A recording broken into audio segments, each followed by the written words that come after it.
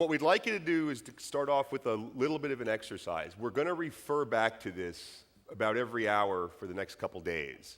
So simply, and a lot of you did send this in to us in advance, but so it's right in front of you in black and white. We'd like you to write down, if possible, something that would be a primary goal or your primary goal for this year. Now, if you have multiple goals, that's okay. We don't want a list of 100 of them, but it's okay just to have right in front of you, these are the things this year I want to accomplish.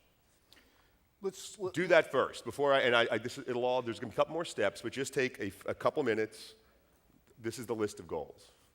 You should probably keep it manageable, 3 to 6. Yeah, right. Let's just say everything, as always, everything should be done in groups of 3 to 6. Let's segue in to the next phase of this. It could be the ones you have in front of you already, or maybe you need to add your list a little bit. What John talked about is the idea of like a final big goal, which I'm a large believer in. I've seen this work for a lot of people. For most people, I just don't think it works. It's too vague. Having that, whatever the secret thing you're supposed to make, that board you look at every day. I mean, yeah, that's great, but when you're halfway there, you're going to realize you didn't want half of that stuff, and then you're kind of as lost as you were the day you started. So I'm more a big believer in make it as concrete as possible. Work towards specific things. So if some of your goals are big things, and I'm assuming most of them were, it makes sense to think through that in and of itself is not step one. It's too big of a thing to bite off all at once. So the next thing I'd like you to think about is, as quickly as you can, and again, 3 to 6 items in the list is the right number.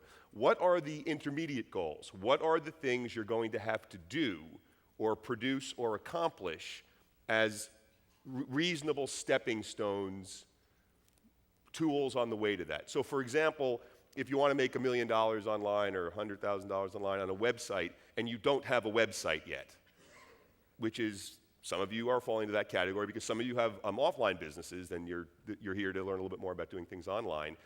That's obviously a step.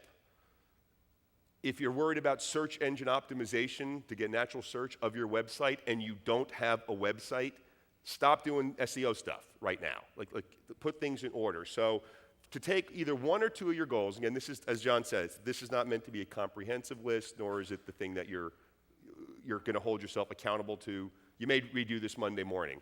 But to take one or two of those goals and put down 3 to 6, I would have to do these things. I do this and this and this and this, and that would be steps along the way. So just can take about 2 minutes and write down a few of those.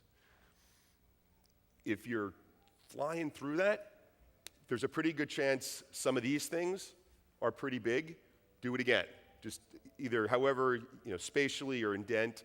Feel free to take any of these things. Say, okay, in order to get a website, I would have to do a couple things.